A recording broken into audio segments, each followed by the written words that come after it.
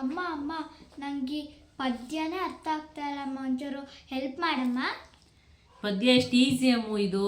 ನೋಡಿ ನಮಗೂ ಕೂಡ ಇತ್ತು ಕಂದ ಅನ್ನೋ ಪದ್ಯ. ಕೂಸು ಇದ್ದ ಮನೆಗೆ ಬೀಸನಿಗೆ ಆತಕ್ಕ ಅನ್ನೋ ಒಂದು ಜನಪದ ಪದ್ಯ ಇದು. ಜನಪದ ಅಂದರೆ ಗೊತ್ತಾ ನಿನಗೆ?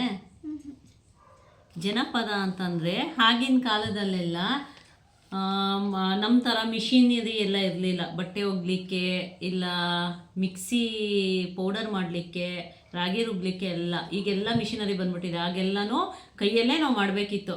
ಆಗ ಏನು ಮಾಡ್ತಿದ್ರು, ಹೆಂಗಸರೆಲ್ಲ ಕೂತ್ಕೊಂಡು ರಾಗಿ ಬೀಸಬೇಕಾದ್ರೆ ಇಲ್ಲ ಮಕ್ಕಳನ್ನ ಹಾಡಿಸ್ಬೇಕಾದ್ರೆ ಮಲಗಿಸ್ಬೇಕಾದ್ರೆ ಮಾತಲ್ಲೇ ಅವ್ರ ಪದಗಳನ್ನ ಕಟ್ಟಿ ಹಾಡು ಥರ ಹಾಡೋರು. ಅದನ್ನು ಜನಪದ ಹಾಡು ಅಂತ ಕೂಗ್ತಾರೆ. ಅದರಲ್ಲಿ ಬರ್ತಕ್ಕಂತಹ ಒಂದು ಹಾಡು ಇದು ಯಾವ ಟೈಮಲ್ಲಿ ಯಾವ ಸಂದರ್ಭದಲ್ಲಿ ಬರೋದು ಗೊತ್ತಾ? ಒಂದು ಪಾಪು ಹುಟ್ಟಿರುತ್ತೆ.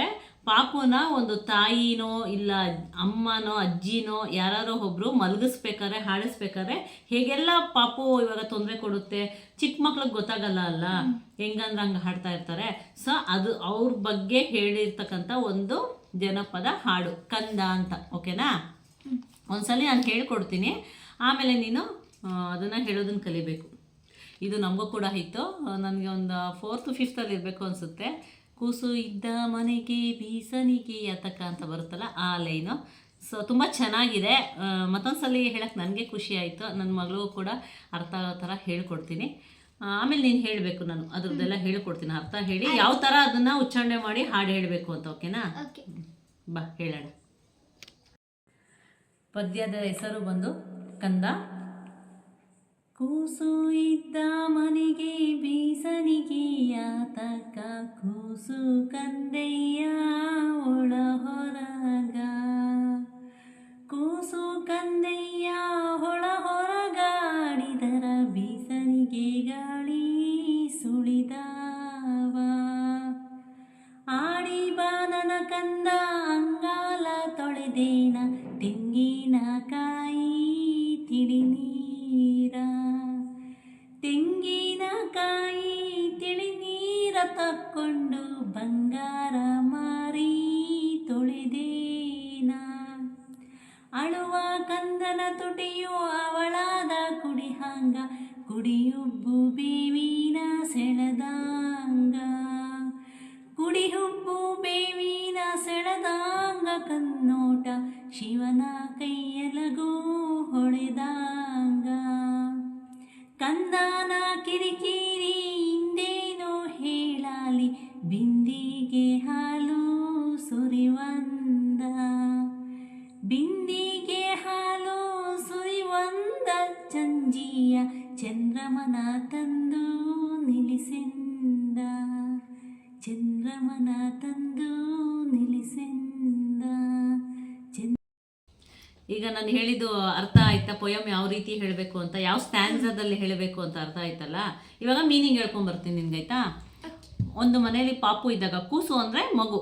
ಇಲ್ಲಿ ಎಲ್ಲ ಪದಗಳನ್ನೂ ನಾವೇನು ಡೈಲಿ ನಾವು ಮನೇಲಿ ಮಾತಾಡ್ತೀವಿ, ಇವಾಗ ನಾವು ಬುಕ್ಕಲ್ಲಿ ಓದ್ಬೇಕಾದ್ರೆ ಪಠ್ಯೇತರವಾಗಿ ಓದ್ಲಿದ್ದು ಪದಗಳೇ ಬೇರೆ ಇರುತ್ತೆ. ನಾವು ಮಾತಾಡ್ಬೇಕಾದ್ರೆ ಆಡು ಭಾಷೆನೇ ಬೇರೆ ಇರುತ್ತೆ. ಸೊ ಅವರು ಅಲ್ಲಿ ಜನಪದ ಹಾಡುಗಳೆಲ್ಲ ಆಡು ಭಾಷೆಲೇ ಬರುತ್ತೆ. ಅವ್ರವ್ರ ಹಳ್ಳೀಲಿ ಅವ್ರ ಮನೇಲಿ ಏನು ಮಾತಾಡ್ತಾರೆ ಅದೇ ಥರ ಬರುತ್ತೆ. ಸೊ ಕೂಸು ಅಂದರೆ ಮಗು. ಕೂಸು ಇದ್ದ ಮನೆಗೆ ಬೀಸನಿಗೆ ಯಾತಕ್ಕ. ಒಂದು ಮನೇಲಿ ಒಂದು ಮಗು ಇದ್ದರೆ ಬೀಸನಿಗೆ ಗೊತ್ತಲ್ಲ ನಿನಗೆ? ಬೀಸನಿಗೆ ಅಂದರೆ ಫ್ಯಾನ್ ಇಲ್ಲದೆ ಇರಬೇಕಾದ್ರೆ ಒಂದು ಬೀಸನಿಗೆ ತಗೊಂಡು ಗಾಳಿ ಬೀಸ್ಕೊತೀವಲ್ಲ, ಅದು ಯಾಕೆ ಬೇಕು? ಕೂಸಿದ್ರೆ ತಂಗಾಳಿ ಬೀಸ್ದಂಗೆ ಆಗ್ತಾ ಇರುತ್ತೆ ಅಂತ ಅರ್ಥ.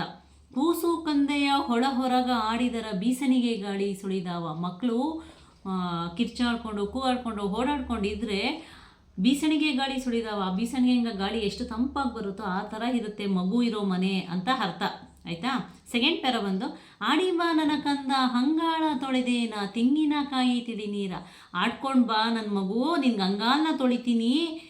ತೆಂಗಿನಕಾಯಿ ನೀರು, ತೆಂಗಿನ ನೀರು ಬರುತ್ತೆ ನೋಡು, ನೀನು ಕುಡಿತೀಯಲ್ಲ ಸಿಹಿಯಾಗಿರುತ್ತೆ ಅಂತ, ಆ ನೀರನ್ನ ತಗೊಂಡು ನಿನ್ನ ಬಂಗಾರವಾದಂತಹ ಮಾರಿ ತೊಳೆದೇನ. ಮಾರಿ ಅಂದರೆ ಮುಖ ಅಂತ ಅರ್ಥ. ಅದನ್ನು ತಗೊಂಡು ನಿನ್ನ ಮುಖನ ತೊಳಿತೀನಿ ಮಗು ಅಂತ ಅವ್ರ ಅಮ್ಮ ಅಷ್ಟು ಖುಷಿಯಾಗಿ ಹೇಳ್ತಿದ್ದಾಳೆ. ಅಳುವ ಕಂದನ ತುಟಿಯು ಹವಳಾದ ಕುಡಿಹಂಗ. ಅಳ್ತಾ ಇರೋ ಮಗು ತುಟಿ ಹೆಂಗಿರುತ್ತೆ ಅಂದರೆ, ಹವಳ ಗೊತ್ತಾ ನಿನಗೆ? ನಾವು ಹವಳ ಮಣಿ ಬರುತ್ತಲ್ಲ ಕೆಂಪುದು, ನಾವು ತಾಳಿ ಜೊತೆಲ್ಲ ಹಾಕಿರ್ತಲ್ಲ, ಆ ಥರ ಹವಳದ ಕುಡಿಹಂಗ ಆ ಥರ ಇದೆ ನಿನ್ನ ತುಟಿ. ಕುಡಿಹುಬ್ಬು ಬೇವಿನ ಸಳದಾಂಗ. ಕುಡಿಹುಬ್ಬು ಅಂದರೆ ಇದು ಐಬ್ರೋ ಬಂದು ಬೇವಿನ ಎಲೆ ಹೇಗೆ ಶೇಪ್ ಇದೆ ಗೊತ್ತಲ್ಲ ನಿನಗೆ, ಒಂಥರ ಮೀನಿನ ಆಕಾರ ಶೇಪ್ ಚೆನ್ನಾಗಿದೆ. ಆ ಥರ ನಿಂದು ಕುಡಿಹುಬ್ಬು ಬೇವಿಂದು ಎಷ್ಟು ಚೆನ್ನಾಗಿ ನಿನಗೆ ಹುಬ್ಬಿದೆ. ಕಣ್ಣೋಟ ಶಿವನ ಕೈಯಲ್ಲೂ ಹೊಳೆದಂಗ. ನಿನ್ನ ಕಣ್ಣೋಟ ಶಿವನ ಕೈಯಲ್ಲಗೂ ಹೆಂಗೆ ಹೊಳೆಯುತ್ತೋ ನಿನ್ನ ಕಣ್ಣೋಟ ಅಷ್ಟು ಪಳಪಳ ಅಂತ ಹೊಳೆಯೋ ಹಾಗೆ ನಿನ್ನ ಇದೆಯಾ, ಅಷ್ಟು ಚೆಂದ ಇದೆಯಾ ನೀನು ಮಗು ಅಂತ ತನ್ನ ಮಗುವಿಗೆ ಹೇಳ್ತಾ ಇರೋದು ಅಮ್ಮ. ಕಂದಾನ ಕಿರಿಕಿರಿ ಹಿಂದೇನೋ ಹೇಳಲಿ ಬಿಂದಿಗೆ ಹಾಳು ಸುರಿವಂದ. ದಿನ ಪಾಪು ಏನು ಮಾಡುತ್ತೆ, ಅಳುತ್ತೆ, ಕೂಗುತ್ತೆ, ಮಲಗುತ್ತೆ, ನಮ್ಮ ನಿದ್ದೆ ಮಾಡೋಕ್ಕೆ ಬಿಡೋದಿಲ್ಲ. ಆ ಕಿರಿಕಿರಿ ನಾನು ಏನಂತ ಹೇಳಿ, ಬಿಂದಿಗೆ ಹಾಲು, ಒಂದು ಬಿಂದಿಗೆ ಹಾಲೇ ಸುರಿದ್ಬಿಡ್ತೀವಲ್ಲ ಆ ರೀತಿ ನಿನ್ನ ಕಿರಿಕಿರಿ. ಚಂಚೀಯ ಚಂದ್ರಮನ ತಂದು ನಿಲ್ಲಿಸೆಂದ. ಚಂಚೀಯ ಅಂದರೆ ಸಂಜೆ ಅಂದರೆ ಈವ್ನಿಂಗ್. ಆ ಸಂಜೆಯಲ್ಲಿ ಬರ್ತಕ್ಕಂಥ ನಾರ್ಮಲ್ ಆಗಿ ಚಂದ್ರ ಬರೋದೇ ಸಂಜೆ. ಆ ಸಂಜೆಯಲ್ಲಿ ಚಂದ್ರ ಬರ್ತಾನಲ್ಲ ಅದನ್ನು ತಗೊಂಬಂದು ನಿಲ್ಲಿಸು ಅಂತ ಹೇಳ್ತಾನೆ ಅಂತ ಮಗು ಅಂತ ಹೇಳಿ ಪಾಪು ಬಗ್ಗೆ ಅವ್ರ ಅಮ್ಮ ಹಾಡ್ತಕ್ಕಂಥ ಹಾಡು. ಇದೆಲ್ಲ ಜನಪದ, ಇದೆಲ್ಲ ಸುಮ್ಮನೆ ಅಲ್ಲ. ಆಗಿನ ಕಾಲದಲ್ಲಿ ನಿಜವಾಗ್ಲೂ ಸಾಮಾನ್ಯ ನಮ್ಮಂಥ ಜನರು ಮನೆಯಲ್ಲಿ ಮಕ್ಕಳನ್ನ ಹಾಡಿಸ್ಬೇಕಾದ್ರೆ ಬಂದಂತಹ ಒಂದು ಹಾಡು ಇದು. ಜನಪದ ಹಾಡು ತುಂಬ ಚೆನ್ನಾಗಿ ಬರುತ್ತೆ ಇದು ಆಡಲಿಕ್ಕೆ. ಇಂಥದ್ದು ಎಷ್ಟೋ ಜನಪದ ಹಾಡುಗಳಿರುತ್ತೆ, ಅದು ಆಡಲಿಕ್ಕೆ ಚೆಂದ. ಹೋಗ್ತಾ ನಿನ್ಗೆ ಅದ್ರದ್ದು ಒಂದು ಹೇಳ್ಕೊಡ್ತೀನಿ, ಓಕೆನಾ? ನಾನು ಇವಾಗ ಹೇಳು, ಒಂದು ಸ್ಟ್ಯಾನ್ಸ ಹೇಳು ನೋಡೋಣ. ಕೂಸು ಇದ್ದ ಮನೆಗೆ ಬೀಸಣಿಗೆ ಯಾತಕ್ಕ, ಕೂಸು ಕಂದಯ್ಯ ಒಳ ಹೊರಗ, ಕೂಸು ಕಂದಯ್ಯ ಒಳ ಹೊರಗ ಆಡಿದರ ಬೀಸಣಿಗೆ ಗಾಳಿ ಸುಳಿದಾವ. Very good. ಇದೇ ಸ್ಟ್ಯಾನ್ಸದಲ್ಲಿ ಇದೇ ರಾಗದಲ್ಲಿ ಹಾಡ್ಕೊಂಡು ಹೋಗ್ಬೇಕು ಇದನ್ನ, ಆಯ್ತಾ? ಅರ್ಥ ಆಯ್ತಾ ಈಗ? ಅರ್ಥ ಆಯ್ತು. ನೋಡಿ, ಮಕ್ಕಳಿಗೆ ಸ್ಕೂಲಲ್ಲಿ ಹೇಳ್ಕೊಡ್ತಾರೆ ಅಂತ ಬಿಡೋದಲ್ಲ ನಾವು. ಮನೇಲಿ ಕೂತು ನಾನು ನಾರ್ಮಲಾಗಿ ಹೇಳ್ಕೊಡೋ ಟ್ಯೂಷನ್ ಎಲ್ಲ ಕೇಳ್ತಾರೆ, ಅವಳು ಹೇಗೆ ಗೊತ್ತಾಳೆ, ಯಾವ ಥರ ನೀವು ಹೇಳ್ಕೊಡ್ತೀರಾ ಅಂತ. ನಾನು ಯಾವ ಥರನೂ ಹೇಳ್ಕೊಡಲ್ಲ. ಅವತ್ತಿಂದ ಪಾಠ ಅವತ್ತು ಹೇಳ್ಕೊಡ್ತೀನಿ. ಇಲ್ಲ ಅವತ್ತಿನ ಪಾಠಕ್ಕಿಂತ ಮುಂಚೆನೇ, ನಾನು ಸ್ಕೂಲಲ್ಲಿ ಮಾಡೋಕ್ಕಿಂತ ಮುಂಚೆನೇ ಕೆಲವೊಂದು ಲೆಸನ್ಗಳನ್ನ ನಾನೊಂದು 4-5 ಲೆಸನ್ ಫಸ್ಟೇ ಮಾಡಿರ್ತೀನಿ ಒಳಗೆ. ಈ ಥರ ಕೆಲವೊಂದು ಹೇಳ್ಕೊಟ್ಟಿರ್ತೀನಿ, ಸ್ವಲ್ಪ ಅವಳ ತಲೆಗೆ ಹೋಗಿರುತ್ತೆ. ಇಲ್ಲಿ ಏನು ಕೆಲವೊಂದು ಅರ್ಥ ಆಗಿರಲ್ಲ, ಅಲ್ಲಿ ಸ್ಕೂಲಲ್ಲಿ ಮಾಡಿದಾಗ ಮತ್ತೊಂದು ಸಲ ಅರ್ಥ ಆಗುತ್ತೆ. ಮತ್ತು ಅಲ್ಲೇನು ಅರ್ಥ ಆಗಲ್ಲ ನನ್ನನ್ನು ಕೇಳ್ತಾಳೆ, ಇಲ್ಲಿ ನನ್ನ ಹತ್ರ ಅರ್ಥ ಆಗದಿರೋದನ್ನ ಕೆಲವೊಂದು ಅಲ್ಲಿ ಕೇಳ್ತಾಳೆ. ಅವಾಗ ಅವ್ರಿಗೆ ಕ್ಲಾರಿಟಿ ಬರುತ್ತೆ. ಯಾವಾಗೂ ಅಷ್ಟೇ ನಾವು ಲೆಸನ್ ಆಗಲಿ, ಒಂದು ಪೊಯಮ್ ಆಗಲಿ, ಒಂದು ಹಾಡನ್ನಾಗಲಿ, ಅದನ್ನು ಅದೇ ಥರ ಮಾಡಿದಾಗ ಮಕ್ಕಳು ತಲೆಗೆ ಹೋಗಲ್ಲ. ಮಕ್ಕಳು ತಲೆಗೆ ಹೇಗೆ ಹೋಗುತ್ತೆ ಹೇಳಿ? ಒಂದು ಟಿ ವಿ ನೋಡಿದ ತಕ್ಷಣ ಹೋಗುತ್ತೆ, ಮತ್ತೊಂದು ಮೊಬೈಲಲ್ಲಿ ಸ್ಟೋರಿಗಳು ನೋಡೋದು ಮೂಲಕ ಹೋಗುತ್ತೆ. ಸೊ ನಾವು ಲೆಸನ್ಗಳನ್ನಾಗಲಿ ಪೊಯಮ್ ಆಗಲಿ ಈ ಥರ ಕಥೆ ರೂಪದಲ್ಲಿ ನಾವು ಹೇಳಿದಾಗ ಅದು ಚೆನ್ನಾಗಿ ಜ್ಞಾಪಕದಲ್ಲಿ ಹೋಗಿ ಕುತ್ಕೊಂಡ್ಬಿಡುತ್ತೆ. ಅವರು ಕಥೆ ರೂಪದಲ್ಲಿ ಬರುತ್ತೆ. ಹಾಗೇನು ಮಾಡ್ತಾರೆ ಅವರು, ಅವ್ರಿಗೆ ಮರ್ತೋದ್ರೂ ಕೂಡ ಕ್ವಶನ್ಗಳು ಕೊಟ್ಟಾಗ ಕಥೆ ರೂಪದಲ್ಲಿರೋದನ್ನ ಆರಾಮಾಗಿ ಹೇಳೋಕ್ಕಾಗಲಿ ಬರೆಯೋಕ್ಕಾಗಲಿ ಆಗುತ್ತೆ. ಇದೊಂದು ಈಸಿ ಮೆಥಡ್, ಎಲ್ಲರಿಗೂ ಗೊತ್ತಿರೋದು. ಸೊ ಈ ರೀತಿ ಹೇಳ್ಕೊಡಿ, ಮಕ್ಕಳಿಗೆ ಆರಾಮಾಗಿ ಅರ್ಥ ಆಗುತ್ತೆ, ಚೆನ್ನಾಗಿ ಬರೀತಾರೆ. ಮಕ್ಕಳು ಚೆನ್ನಾಗಿ ನೆನಪಿನ ಶಕ್ತಿ ಇಟ್ಕೊತಾರೆ. ಟೆಸ್ಟಿಗೊಂದೇ ಎಕ್ಸಾಮಿನ ಒಂದು ದೃಷ್ಟಿಕೋನದಿಂದ ಯಾರೂ ಹೇಳ್ಕೊಡೋಕೆ ಹೋಗಬೇಡಿ. ನಾನು ಹೇಳೋದೊಂದೇ, ಇವತ್ತು ಎಕ್ಸಾಮಲ್ಲಿ 100 ಮಾರ್ಕ್ಸ್ ತೆಗೆದವನು ಕೂಡ ಪಾಸ್ ಆಗ್ತಾನೆ, 30 ಮಾರ್ಕ್ಸ್ ತೆಗೆದವನು ಕೂಡ ಪಾಸ್ ಆಗ್ತಾನೆ. ಅದು ಇಂಪಾರ್ಟೆಂಟ್ ಅಲ್ಲ. ಜೀವನದಲ್ಲಿ ಮುಂದೆ ಅವರು ಹೇಗೆ ಅದನ್ನು ಅಳವಡಿಸ್ಕೊಬೇಕು, ಅದರಿಂದ ಏನು ಅವರು ತಗೊಂಡು ಇಂಪಾರ್ಟೆಂಟ್ನ ಜೀವನದಲ್ಲಿ ಅಳವಡಿಸ್ಕೊಬೇಕು ಅನ್ನೋದು ಮೇಯ್ನ್ ಇಂಪಾರ್ಟೆಂಟು. ಆ ಸಾರಾಂಶ ತನ್ನ ಜೀವನದಲ್ಲಿ ತನ್ನ ತಲೆಯಲ್ಲಿರಬೇಕು. ಜೀವನ ಪೂರ್ತಿ ಅದು ಮರೀದೇ ಇರೋ ಹಾಗೆ ನೋಡ್ಕೊಬೇಕು. ಹಾಗೆ ನಾವು ಹೇಳ್ಕೊಡ್ಬೇಕು. ಇವತ್ತಿನ ಈ ಒಂದು ಬುಕ್ಸು ಈ ಒಂದು ಎಕ್ಸಾಮಿಗೆ ಮಾತ್ರ ಸೀಮಿತ ಆಗಬಾರ್ದು. ಇವತ್ತು ನಾವು ಹೇಳಿಕೊಟ್ಟಿದ್ದು ಕೊನೆಯವರೆಗೂ ಇದರೊಳಗೆ ಏನೇನು ಪಾಸಿಟಿವ್ ಇದೆ ಅದೆಲ್ಲ ಅವರು ನೆನಪಲ್ಲಿ ಇಟ್ಕೊಂಡು ಅವ್ರು ಯಾವತ್ತೇ ಕೇಳಿ ಹೇಳೋ ಅಂಥ ಇದಿರಬೇಕು. ನನಗೆ ನೋಡಿದ ತಕ್ಷಣ ನೆನಪಾಯಿತು, ನನಗೆ 4th 5th ಇತ್ತು. ಸೊ ಅಷ್ಟು ಚಂದವಾಗಿ ನಮಗೆ ಹೇಳ್ಕೊಟ್ಟಿದ್ರು ಅವತ್ತು. ಸೊ ಇವಾಗ ಮತ್ತೊಂದು ಸಲ ಹೇಳಿದಾಗ ಮತ್ತೆ ಖುಷಿ ಆಯಿತು. ಇಂಥ ಪದ್ಯಗಳನ್ನೆಲ್ಲ ಹಾಡಿ ತುಂಬ ವರ್ಷಗಳಾಗ್ಬಿಟ್ಟಿತ್ತು. ನನ್ನ ಮಗಳಿಂದ ಇವಾಗ ಮತ್ತೆ ಹಾಡ್ತಾ ಇದ್ದೀನಿ. ನನಗೂ ಖುಷಿ, ಹಾಡಲಿಕ್ಕೆ ನನಗೊಂಥರ ಖುಷಿ. ಇದೆಲ್ಲ ಖುಷಿ ಆಯಿತಾ? ಅರ್ಥ ಆಯ್ತಾ ನಿನಗೆ? ಇವಾಗ ಜಸ್ಟ್ ಕೇಳಿದೆಯಲ್ಲ, ನಾನು 1-2 ಕ್ವಶನ್ ಕೇಳ, ಹೇಳ್ತೀಯಾ? ಹೆಚ್ಚು ಮಾಡಬೇಡ. ತಾಯಿಯ ಕಂದನ ಅಂಗಾಲನ್ನು ಯಾವುದರಿಂದ ತೊಳೆಯುವುದಾಗಿ ಹೇಳುತ್ತಾಳೆ? ತೆಂಗಿನಕಾಯಿ ತಿಳಿಯಿಂದ ತೊಳೆಯುವುದಾಗಿ. Very good. ಅಳುವ ಕಂದನ ತುಟಿಯನ್ನು ಯಾವುದಕ್ಕೆ ಹೋಲಿಸಲಾಗಿದೆ? ಅಳುವ ಕಂದನ ತುಟಿಯು ಅವಳಾದ ಕುಡಿಯಂಗ. ಅಳುವ ಕಂದನ ಕಣ್ಣೋಟ ಹೇಗಿರುತ್ತದೆ? ಶಿವನ ಕೈಯಲ್ಲಿ ಥರ ಇರುತ್ತೆ. Good, very good.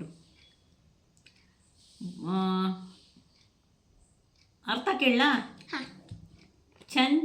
ಚೀಯ ಅಂದರೆ ಏನು ಹೇಳು. ಸಂಜೆಯ. Good, very good. ಬೀಸಣಿಗೆ ಅಂದರೆ ಏನು? ಒಂದು ಗಾಳಿ ಬೀಸೋಕೆ ಉಪಯೋಗಿಸುವ ಒಂದು ವಸ್ತು, ಒಂದು ಸಾಧನ. ಒಂದು ಸಾಧನ. ವೆರಿ ಗುಡ್ ಕುಳ್ಳು. ಅವಳ ಅಂದರೆ ಒಂದು ಜಾತಿಯ ಕೆಂಪು ಮಣಿ. ಒಂದು ಜಾತಿಯ ಕೆಂಪು ಮಣಿ ಅಂದರೆ ನೋಡು ಇಲ್ಲಿರುತ್ತಲ್ಲ ನಿನಗೆ, ನೋಡು ಇದು ರೆಡ್ ಇದೆಯಲ್ಲ, ಇದು ಒಂದು ಜಾತಿಯ ಮಣಿಗಳಲ್ಲಿ ಕೆಂಪು ಮಣಿ. ಗೋಮೇಧಿಕ ಅಂತಾರೆ, ವೈಡೂರ್ಯ ಅಂತಾರೆ, ಹವಳ ಅಂತಾರೆ, ವೈಟ್ ಕಲರ್ನ ಮುತ್ತು ಅಂತಾರೆ. ಸೊ ಗೊತ್ತಾಯ್ತಾ? ನೆನ್ಪಿಟ್ಕೊಬೇಕು ಈ ಥರ ನೀನು, ಆಯ್ತಾ? ಓಕೆ, ಸಾಕಮ್ಮ ಇಷ್ಟು ಕೇಳಿದ್ಯಾ, ಫುಲ್ ಓದ್ಕೋ. ಇಲ್ಲಿಗೆ ಮುಗಿಸೋಣ ನಮ್ಮ ವಿಡಿಯೋನ. ಮಕ್ಕಳಿಗೆ ಈಸಿಯಾಗಿ ಎದುರುಗಡೆ ಪ್ರತ್ಯಕ್ಷವಾಗಿ ನಿಮ್ಗೆ ಎಕ್ಸಾಂಪಲ್ ತೋರಿಸೋ ಅಂಥದ್ದು ಎದುರುಗಡೆ ಸಿಕ್ತಾಗ ತೋರಿಸಿ, ಆಗ ನೋಡಿ ಅವ್ರಿಗೆ ನೆನಪಲ್ಲಿ ಕೂತ್ಕೊಳ್ಳುತ್ತೆ. ಈಗ ಅವಳು ಹವಳ ಅಂತ ಗೊತ್ತಾಗಲ್ಲ, ಸೊ ನಾನು ಅವಳಿಗೆ ಎದುರುಗಡೆ ತೋರಿಸ್ಲಿಕ್ಕೆ ಸಾಧ್ಯ ಇಲ್ಲ, ತೋರಿಸ್ದಾಗಿಂದ ನಮ್ಮ ಮಮ್ಮಿ ಅವತ್ತು ತೋರಿಸಿದ್ರು ಅನ್ನೋ ಒಂದು ನೆನಪು ಚೆನ್ನಾಗಿರುತ್ತೆ, ಬರೀತಾಳೆ. ಈಸಿಯಾಗಿ ಕಲಿಯೋ ಮೆಥೇಡ್ಗಳಿದು. ಈ ರೀತಿ ನೀವು ಹಿಡ್ಕೊಂಬಂದಾಗ ಎಂಥ ಮಕ್ಕಳೇ ಆದರೂ, ಎಂಥ ಓದ್ದೇ ಇರೋ ಮಕ್ಕಳೇ ಆದರೂ ಕೂಡ ಒಂದಿನ ಓದ್ತಾರೆ.